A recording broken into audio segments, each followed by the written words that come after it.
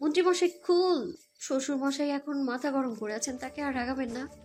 মাহমুদ সর্দার স্বস্তির নিঃশ্বাস নিয়ে বলেন, শেষমেশ তুমি আমাকে বুঝলে মা। আমি আপনাকে বুঝছি বলেই বলছি বাবা, সুযোগ আছে এখনো, আমার শাশুমা পাল্টান আপনি। এমন শাশুমা থাকা মানেই আপনাকে এক একদিন এক একভাবে হেনস্থা হওয়া। মাহমুদ সর্দার কপালে হাত দিয়ে বসে পড়লেন বিছানায়। তার শান্তি কোথাও নেই। তবে একটা জিনিস ঠিক, মায়া ভুল কোনো উপদেশ দেয়নি। এই মহিলা সত্যিই তার জীবনকে জাহান্নাম করে দিচ্ছে। অনেক কথা কাটাকাটির পর বীর এলো মাহমুদ সর্দারের ঘরে। বীরকে দেখে মালিনীর যেন সাহস বাড়ল। বীরের কাছে এসে মালিনী কান্না মিশ্রিত কণ্ঠে বলে, দেখ বাবা, এই মেয়েটা আমার সাথে কেমন করছে। আমার সংসারে আগুন লাগাতে চাই এই মেয়ে। বীর তাকালো মায়ার দিকে। মায়া ডোন্ট কেয়ার নিয়ে বসে আছে। বীর একবার রাজের দিকে তাকালে রাজ ইশারা করে বুঝিয়ে দেয়। তেমন কোনো ব্যাপার না। বীর দীর্ঘশ্বাস নিয়ে বলে, ছোটখাটো ব্যাপার নিয়ে এই বয়সে ঝগড়া কেন করলে তোমরা? আমরা এবার কিভাবে শিখবো সংসার সামলানোর ব্যাপারে? এই লোকটার মতো স্বামী পেলে সংসার কোনোদিন সুখের হয়ই না। রাজ হতাশ চাহনি দিয়ে মাহমুদ সর্দারের উদ্দেশ্যে বলে। তুমি তোমার বউকে সুখে রাখতে পারছো না কেন বাবা? মাহমুদ সর্দার চোখ রাঙিয়ে বলে। চুপ করো হতচ্ছাড়া। মায়া বিরক্ত প্রকাশ করে বলে, কতবার বলেছি যে আমার শ্বশুরকে আরেকটা বিয়ে করতে দিন, দেখবেন আপনিও টাটা বাই বাই হয়ে এই সর্দার মহলে শান্তি ফিরে আসবে, সেই সাথে আপনিও শান্তিতে সুখে সংসার করতে পারবেন। মালিনী ক্ষেপে বীরের দিকে ফিরে বলে, দেখেছিস মেয়েটা কিভাবে আমার সাথে কথা বলে। এই মেয়েকে বোনের মর্যাদা দিয়েছিস, আর এ কিনা তোর ফুপুকেই সংসার ছাড়তে বলে। বীর বিরক্ত প্রকাশ করে বলে, রাত কয়টা বাজছে দেখছো? একটা তারিখ পেরিয়ে আরেকটা তারিখে পা দিয়েছি, কিন্তু শান্তিতে ঘুমিয়ে দিতে পারলাম না। তোমরা এইভাবে চললে ওরাও তো তোমাদের নিয়ে মজা নিতে থাকবে। এবার তোমরা শান্ত হও। আর তোমরা দুটো ঝগড়া না থামি কি শুরু করলে? আবে শালা, বাবা হওয়ার বয়সে এসে নসিবে যদি দেখা মেলে বুড়ো বাবা সংসারে গ্যাঞ্জাম, তাহলে কি আর সুযোগ মিস করা যায়? মালিনী চোখের পানি মুছে বলে, কাল ভাই এলেই আমি এই বাড়ি ছেড়ে চলে যাব। এই বাড়িতে আমাকে কেউ মূল্যায়ন করে না। কষ্ট করে এই রাতটুকু কেন এই বাড়িতে সময় ব্যয় করবেন শাশুমা? আপনার মূল্যবান সময়ের সাথে মূল্যায়ন পেতে এক্ষুনি বেরিয়ে যান। আমি আমার নেক্সট শাশুমা দেখে নিচ্ছি। মালিনী চোখ বড় বড় করে তাকালো। বীর হতাশ হয়ে বলে, আজকের মতো এখানেই থামবো। এখন তুইও ঘুম দে। ডাক্তার তোকে প্রিপার রেস্ট নিতে বলেছে। দুঃখিত, কিন্তু বলতে বাধ্য। এমন শাশুড়ি যে বাড়িতে থাকে সেই বাড়িতে প্রপার রেস্ট আসে না, আসে তো শুধু রেস্টের মধ্যে স্ট্রেস। মায়া হাঁটা শুরু করে দরজার কাছে গিয়ে পা থামিয়ে বলে, আর একবার যদি অশান্তির আওয়াজ আমি পাই, তবে এবার মুখে ওয়ার্নিং দিলেও পরবর্তীতে কাজে করে দেখাবো আমি। এই মায়াবতী তার ইচ্ছে পূরণে ঘাটতি রাখে না কখনো। মায়া চলে গেল। মাহমুদ সর্দার এবার রাজের দিকে ফিরে বলে, বউ তো গেল, তুমি আপদ কখন যাবে? আমাকে বিদায় দেওয়ার এত তারা কেন বাবা? বউয়ের মান তো এমনিতে ভাঙতে পারবে না। অবধার্ত ছেলে কোথাকার, তুমি আগে হয়েছো নাকি আমি আগে? ব্যাপারটা এমন না যে কে আগে কে পরে হয়েছে, ব্যাপারটা হলো এমন যে কে কার বউকে কতটা মানিয়ে নিয়ে চলতে পারে। বাবা ও ছেলে জীবনের বিবাহিত জীবনে ছেলে অতটা ডিপ্রেশনে নেই যতটা বাবা আছে। এটা বড্ড হাহাকার জনিত ব্যাপার একজন বাবার জন্য। রাজের খোঁচা মেরে কথা বলাতে তেলে বেগুনে জ্বলে উঠলেন মাহমুদ সর্দার। রাজ হাত দিয়ে বাতাস দিয়ে বেরিয়ে গেল ঘর থেকে। বীর নিজেও চলে এলো ঘরে। দরজার কাছে এসেই দেখে যারা হেলান দিয়ে আছে। বীর ভ্রুকুটি করে বলে, হোয়াট? যারা মুখে হাসি ফুটিয়ে বলে, নাথিং হ্যান্ডসাম। বাইরে চলে যায় বলেই চলে যায় ঘরে। বীর কিছু না বুঝে ঘরে ঢুকে যারা গলা থেকে ওড়না সরিয়ে বিছানার উপর রাখে। অতঃপর বীরের কাছে বীরের হাত ধরে নিজের কাঁধে রেখে ঘাড় বেঁকিয়ে ডান্স করতে থাকে। বীর বুঝতে পারছে না যারার মাঝে এত প্রেম উতলে আসলো কোথা থেকে।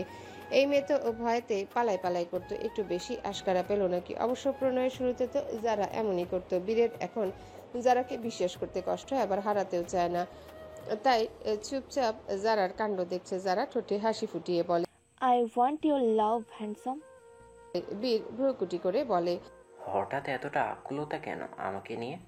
যারা বীরের চোখের দিকে চোখ রেখে বলে, যেন এই ছোট ছোট স্মৃতি নিয়ে বাকি জীবন পার করতে পারে। দুজন দুদিকে হারিয়ে গেলেও যেন আমাদের মাঝের এই প্রণয় মুহূর্ত আমাদের মন থেকে আলাদা করতে না পারে। যারার কথার ইঙ্গিত বুঝে বীরের মাথা গরম হলো। যারা টুটি টিপে যারা চোখের দিকে রক্তিম চাহনি দিয়ে হিসিয়ে বলে, তোমার আর আমার আয়ু যতদিন আছে কেউ পারবে না তোমাকে আমার থেকে আলাদা করতে। মনের সাথে আস্ত দেহটাও আমাদের একে অপরের সাথে সংযুক্ত থাকবে, তা না হলে এই বিয়ে সব তছনছ করে দিবে। যারা চোখের কোনা বেয়ে পানি পড়ে, তাও ঠোঁটে হাসি। চোখ ভিজে আসার কারণ বীর জানেই না সে যারাকে কিছুদিন পর কতটা ঘৃণা করবে। আর ঠোঁটে হাসি কারণ বীরের দৃষ্টিতে যারার প্রতি অঢেল ভালোবাসা প্রকাশ পায়। বীরের এই শক্ত করে চেপে ধরার মাঝে যারা খুব সহজে বীরকে জড়িয়ে ধরে। ঠোঁটের হাসিটা আরো চওড়া করে বলে, তোমার থেকে সমস্ত শাস্তি আমার মঞ্জুর। পরদিন সকালে সবাই একটু দেরি করে ঘুম থেকে উঠেছে। যে ধকল গেল, সাথে তো আবার রাত জাগা পড়েছে। এই পরিস্থিতিতে মন মস্তিষ্ক প্রফুল্ল করা ঘুম তো প্রয়োজন। সবার আগে ঘুম ভাঙলো রাজের, কারণ তার মোবাইল বেজেই চলেছে ঘন্টা আধা ধরে। ঘুমের মাঝে অনেকক্ষণ ধরে রিংটোন উপেক্ষা করে ঘুমকে প্রাধান্য দেয় সে, কিন্তু লাভের লাভ শূন্য। এই ফোনের কাজ হলো বেজে যাওয়া, তার তো দোষ নেই। দোষ হলো অপর পাশের ব্যক্তির। ব্যাককলের মতো রাজের ফোনে কল দিবে কেন? বউ নিয়ে আরামে ঘুমটাও হচ্ছে না। বিরক্তিতে কপাল কুচকে একটু নড়তেই রাজের নাক ঘষা খেলো মায়ার গলায়। মায়া পিটপিট করে চেয়ে মাথা উঁচিয়ে রাজকে দেখে বলে, এই যে মন্ত্রীমশাই, ঘুম থেকে উঠুন, আপনার ফোন বেজেই চলেছে। রাজ ঘুম ঘুম কণ্ঠে বলে, কাজ ফোন করছে, আমার কাজ আমি করছি, শান্তিতে ঘুমাতে দাও একটু। তোমাকে জড়িয়ে শান্তিতে ঘুমাই না কতদিন হয়ে গেল। রাজের চুলগুলো হাত দিয়ে ছুঁয়ে মুখে হাসি ফুটিয়ে মায়া বলে, প্রয়োজনীয় কলও তো হতে পারে। জনগণের পর্যন্ত একটাই, আমার বউ থেকে আমাকে আলাদা করা, না হলে এই সাত সকালে আমার ফোনে ওদের ফোন দিয়ে রাখতে হয় সব সময়। মায়া হেসেই দেয়। রাজের মুখে একটু শক্ত করে হাতটা রেখে বলে, উঠে দেখুন কে কল দিল। রাজ এবার চোখ খুলে বিরক্তি প্রকাশ করে বলে, ধর হালার পুঁতে সবসময় মরণ ওঠে আমার বউ নিয়ে ঘুমানোর সময়। মায়া চোখ বড় বড় করে চাইলো। ইদানিং রাজ কি সব ভাষা প্রয়োগ করে, এগুলো শুনলে মায়া যেন রাজকে চিনতেই পারে না। রাজ ফোনটা না দেখে সুইপ করে রিসিভ করে কানে নিয়ে বলে, আবে কে রে, সাত সকালে আমার ঘুমে 12টা বাজায়। ওপাশ থেকে কর্কশ কণ্ঠে ফাটা বাঁশের মতো করে বলে, হতচ্ছাড়া, আমি তোর জন্ম দেওয়া বাপ। রাজ এবার ফোনটা দেখে জল জল করছে স্ক্রিনে জীবনের বাস, মানে তার বাবা মাহমুদ সর্দার। রাজ অনেক কষ্টে বাবার নামটা এই নামে সেভ করেছে। এই বাবা তাকে যে কয়বার কল দিয়ে জ্বালায় এই জীবনে, সে কয়বার বউ নিয়ে ঘুরলে এতদিনে বাবা ডাক শুনতে পারত বলে রাজ মনে করে। সেই বাবা ডাক থেকে দূরত্ব ধরে রেখেছে মাহমুদ সর্দার। তাকে কিভাবে জীবনের বাসনা দিয়ে অন্য নাম দেয়। রাজ চোখটা একটু ঢোলে হামি তুলে বলে, সাত সকালে ভুলভাল ইনফরমেশন দিতে কল দিয়েছো নাকি? তুমি আমাকে জন্ম দিলে কিভাবে? আমাকে আমার মা জন্ম দিয়েছে। ওরে হতচ্ছাড়া, আমি না থাকলে তোর মা তোকে জন্ম দিত কিভাবে? আরেকজনকে বিয়ে করে? রাজের কথা শুনে মাহমুদ সর্দার তাজ্জব হয়ে গেল। অতঃপর বলেন, সাত সকালে তোমার বউ কি শুরু করেছে? রাজ পাশে তাকিয়ে বলে, আমার বউ তো আমার পাশেই ঘুমিয়ে আছে, এখন তো কিছু শুরু করিনি বাবা, তবে হ্যাঁ ঘুম থেকে উঠলে শুরু করতে পারে। হতচ্ছাড়া, লজ্জা করে না এ বয়সে এসে বউকে দিয়ে বাবার জন্য পাত্রী খোঁজাতে? রাজ যেন 440 ভোল্টের ঝটকা খেলো। মাথা ঝাঁকিয়ে মস্তিষ্ক একটু জাগ্রত করে বলে, খুলে বলতো কাহিনী কি? বাংলাদেশের প্রতিদিনে এক কোনায় জ্বলজ্বল করছে মন্ত্রী শাহ মিরাজ সর্দারের পিতার জন্য বিবাহযোগ্য কোনো রমণী প্রয়োজন। ডিভোর্সি অথবা বিধবা হলেও চলবে, কিন্তু মন মানসিকতা ভালো হওয়া লাগবে, সাংসারিক হতে হবে, কোট চালিয়ে বুদ্ধি রাখা যাবে না। মাহমুদ সর্দারের বায়োডাটা: নাম মাহমুদ সর্দার, পিতা মহাসিন সর্দার, মাতা আনোয়ারা সর্দার, বর্তমান বউ মালিনী খান, প্রাক্তন বউ রোহিণী খান, বড় পুত্র শাহ মিরাজ সর্দার, বৌমা মেহেরুনজাহান মায়া, মেজে কন্যা সিয়া সর্দার, ছোট কন্যা হিয়া সর্দার, দুজনেই যমজ, ধর্ম ইসলাম, বয়স 69, পেশা প্রাক্তন রাজনীতিবিদ, ল নিয়ে পড়েছে কিন্তু জীবনে একবারও আদালতে ঢোকেনি। এটা কেমন বায়োডাটা? মাহমুদ সর্দারের শেষের হুঙ্কার শুনে যেন রাজের কান গেল। রাজ মায়ের দিকে তাকাতেই মায়ের হাসি দিল। রাজ বুঝেও নিল সব। শ্বশুর শাশুড়িকে রাগাতে মায়ের এই কৌশল। তাই রাজ বলে, দেখো বাবা, আমি নিজেও চাই না তুমি এই বসে এসে তিন নম্বর বউ জুটে আমার ইজ্জত খাও। তাই বলছি তোমার 2 নম্বর বউকে একটু বোঝাও, দুজনে হাসি মুখে সংসার করো। আমরা ছেলে বউ তোমাকে নিয়ে ডিপ্রেশনে না গিয়ে একটু হানিমুনে যেতে পারবো বাবা। আমার ছেলে আমাকে নিয়ে ডিপ্রেশনে যায়, এ যেন আমার কানকে অবিশ্বাস্য কিছু শুনিয়ে দিল। মানো বা না মানো, তোমার ভুলের কারণে তো আজ আমার জন্ম। জন্ম যখন হয়েছে বাবাকে নিয়ে তো চিন্তা হবেই। বয়স বেড়েছে কিন্তু বাবা সংসার সুখের না। এমন বউকে রেখে যে কিনা মাঝরাতে স্বামীকে ঘর থেকে বাইরে বের করে দেয়। একদম আমার স্বামী স্ত্রীর মধ্যে তুমি বাহার ঢোকাবে না।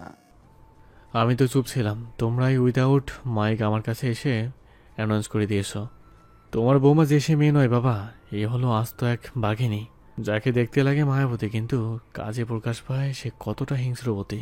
তাই বলছি তোমার 2 নম্বর বউকে একটু সামলে চলতে বলো। আমি কিন্তু আমার মায়াবতীর ইচ্ছা পূরণে ঘাটতি রাখবো না।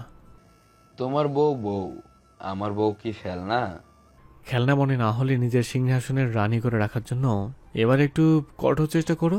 নারীদের 2-1টা শব্দ থাকতে ভেঙে পড়ে মনের মধ্যে আঘাত পুষে রাখলে সেই সংসারে বউরে একসময় অন্যদের চোখে ফেলনা হয়ে যায় বাবা। তুমিও তোমার বউকে যেভাবে আগলে রাখবে, অন্যরা তোমার বউকে ঠিক এভাবে ট্রিট করবে। মাহমুদ সর্দার থমকে গেলেন। রাজ কথাটা স্বাভাবিক কণ্ঠে বলে, যেটা একদম সঠিক একজন স্বামীর দায়িত্ব হিসাবে। মেয়েরা এক এক রকম হয়, কেউ মানসিক দিক থেকে খারাপ থাকে তো কেউ ভালো, আবার কোনো কোনো মেয়েরা এমনও আছে যাদের বোঝা বড় দায়।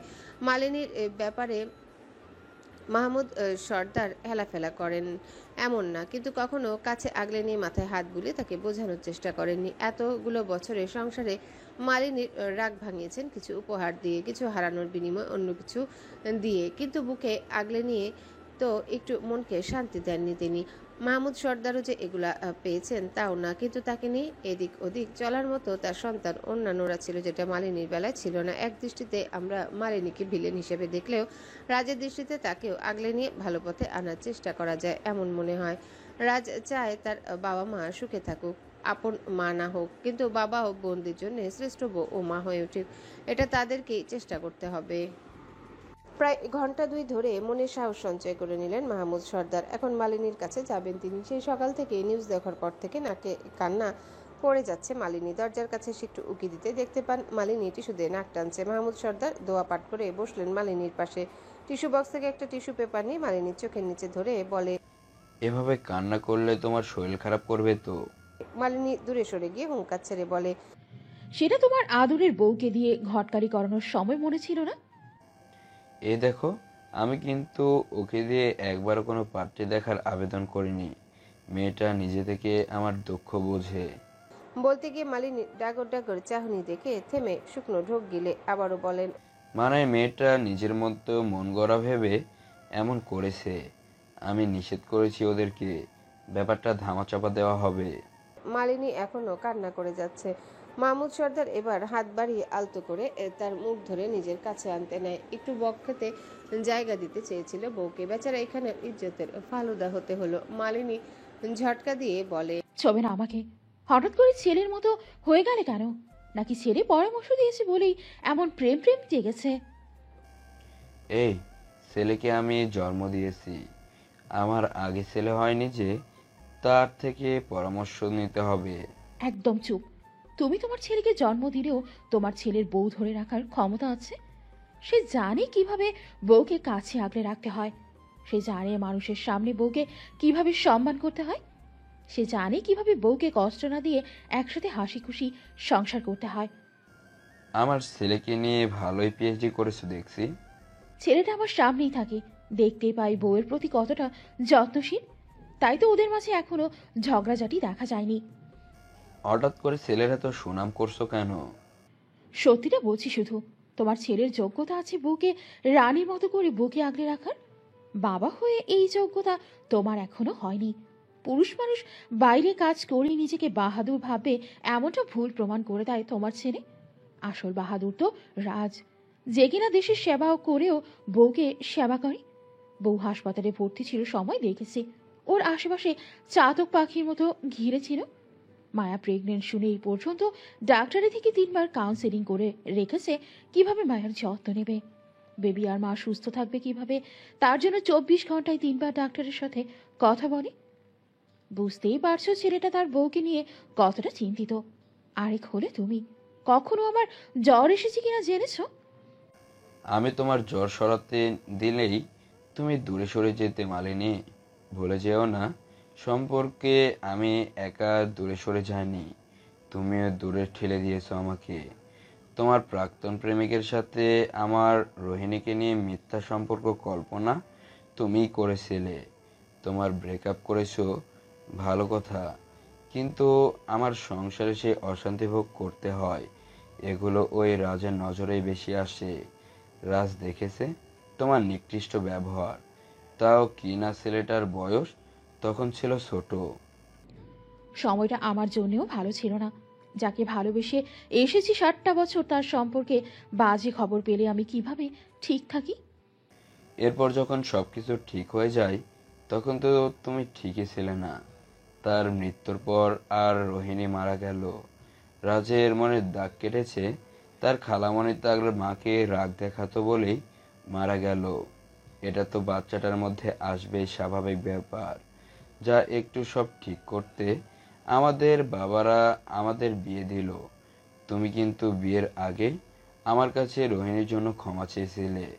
আমি বলছিলাম যে বিশ্বাস করি তুমি সব মেনে নিয়েছো, কিন্তু বিয়ের পর নতুন সংসার করতে নিলে বুঝতে পারি তুমি আমাকে নিয়ে সুখে নেই।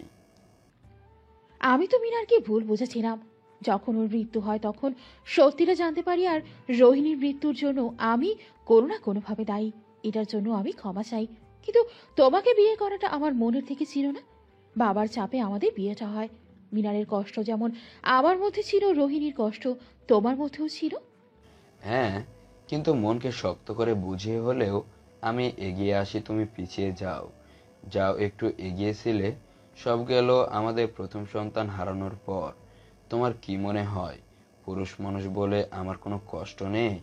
আমার একটা ছেলে প্রতিবন্ধী হলেও যদি রাজ সুস্থ, কিন্তু তাদের কষ্ট আমার আছে। আর একটা ছেলে হয়ে হারিয়ে গেল। বাবার কষ্টটা তোমরা মায়েরা বুঝবে না। বাবার কষ্ট বুঝবে যারা বাবা হয়েছে, শুধু তারাই। জীবনে এই পথ চলায় সবার কষ্টের মাপকাঠি আছে, শুধু আমার নেই। মায়া, মেয়েটা আমার সেই কষ্ট বুঝেছে। হ্যাঁ, তাই তো তোমার জন্য আরেকটা বউ আনতে চায়। কথার উল্টো মানে করো কেন? পুরোটা তো শুনবে নাকি? কোনো কথা শুনতে চাই না। আমার ভাই আসবে একটু পর, ওখানেই ফয়সালা হবে। শালাটা আমার এতগুলো পর আসবে, তাকে এভাবে চাপ দিলে হয়? তাও যদি নবদম্পতি হতো, বুড়ো বুড়ির সংসারে আবার কিসের ফায়সালা? তোমার মুখে আমি কোনো কথা শুনতে চাই না। জন্ম না দিয়েও রাজ আমাকে যতটা বোঝে, স্বামী হয়েও তুমি ততটা বোঝো না আমাকে। নারী জাতির মারপ্যাচ এত বেশি যে আমার সহজ মাথায় এগুলো আসে না। ওই হতচ্ছাড়া ছোকরাটা সব মারপ্যাচ ভালো বোঝে। যত জ্বালা আমার। ছেলের থেকে পরামর্শ না নিয়ে বৌমার পরামর্শে চলা উচিত। আসলেই সুখে থাকবো আমি। রাগের বশে কি থেকে কি বললেন কিছুই মাথায় নেই মাহমুদ সর্দারের। মালিনী হতবাক চাহনি দিয়ে দেখছে শুধু। মাহমুদ সর্দার কথা থামিয়ে মুখে হাত দিয়ে দাঁড়ালেন। মালিনী ফুঁসতে ফুঁসতে বলে, তুমি এখনই এই ঘর থেকে বের হও, না হলে আরো এক দফা ভাঙচুর হবে। বের হও। চিৎকার করে বলার কারণে মাহমুদ সর্দার একটু কেঁপে উঠলেন। ঘর থেকে বের হতে হতে মিনমিন করে বলেন, বউদের অভিমান ভাঙানো সহজ, কিন্তু জঞ্জাল বউদের না। আমার বৌমার মতো বউ হলে সবার মন বুঝতো। বাংলাদেশে এয়ারলাইন্স থেকে নামলো বিভান খান ও তার স্ত্রী রাজিয়া খান। তাদের পেছনে আছে গার্ড। বিভান খান নেমে প্রকৃতি দেখতে ব্যস্ত। রাজিয়া একটু কাঁপছে। বাবা ছেলে এক জায়গায় হলেই তো গলা আটকে আসা পরিবেশ। বাবার কথার উল্টো চলে ছেলে। বীরের সাথে কোনো কথার মিল নেই বিভান খানের। রাজিয়াকে চিন্তিত দেখে বিভান খান বলেন, কি ব্যাপার, চিন্তিত কেন? না মানে বীরের রিয়াকশন কেমন হয় তাই ভাবছি। তোমাকে দেখে ছেলেটা খুশিই হবে। রাজিয়া আলতো হেসে বলে, তোমাকেও। বিভান খানের ঠোঁটে বিদ্রুপের হাসি। বোঝাই যাচ্ছে রাজিয়া ভুল কিছু বলেছে বলেই হাসিটা তার ঠোঁটে। হলরুমের সোফায় বসে এখনো কান্না করে যাচ্ছে মালিনী। আজ যেন তার কান্না ফুরাবে না। মাহমুদ সর্দার বুঝে নিলেন এই মহিলা আজ তার ভাইকে দেখানোর জন্য কান্নার বন্যা তৈরি করেছে। মায়া সকালবেলা উঠে অফিসে যায়, মাত্র আসলো বাসায়। যারার থেকে শুনেছে বিভান খান এসেছে এয়ারপোর্টে। মায়াও হাজির অতি দ্রুত। রাজ নেই এখানে, সেই সাথে বীর। তবে রুদ্র আছে। মায়া এসে মালিনীর দিকে তাকিয়ে বিদ্রুপের সুরে বলে, রিল্যাক্স শাশুমা, আপনার সতীন এখনো আসেনি, একটু বাড়াবাড়ি করলে আসবে। মালিনী উত্তর দিল না, শুধু ফুঁসে উঠেছে মাত্র। পিছন থেকে বুটের আওয়াজ পাওয়া গেল, সেই সাথে মোটা কণ্ঠ, আমার বোনের সতী না নাকি এই এত সহজ? কার এত বড় সাহস যে আমার বোনের সতীন আনতে চায়? মাহমুদ সর্দার সোফার এক কোনায় ফোনটা লুকিয়ে মেসেজ দিলেন। হতচ্ছাড়া, দ্রুত বাড়িতে আসো, তোমার বউ আর মামা মুখোমুখি হয়েছে। ওপাশ থেকে মেসেজ আসলো, সাথে সাথে ফোন ভাইব্রেট হলো। মাহমুদ সর্দার খাসি মুখে ফোনটা নিয়ে যেই স্ক্রিনে চোখ রাখলেন, দেখলেন চুমুর ইমোজি দেওয়া, তাও কিনা আবার ছেলের আইডি থেকে। বিরক্তিতে ফোনটা পাশে রেখে সামনে তাকালেন।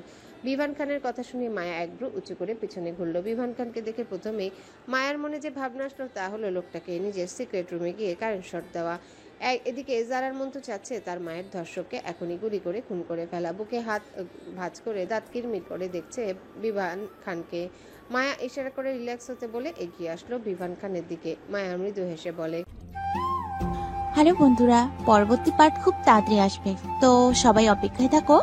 আর চ্যানেলটি যারা এখনো সাবস্ক্রাইব করনি তারা পরবর্তী পার্ট দেখার জন্য চ্যানেলটি সাবস্ক্রাইব করে রেখো। ধন্যবাদ সবাইকে, আমাদের সাথেই থেকো।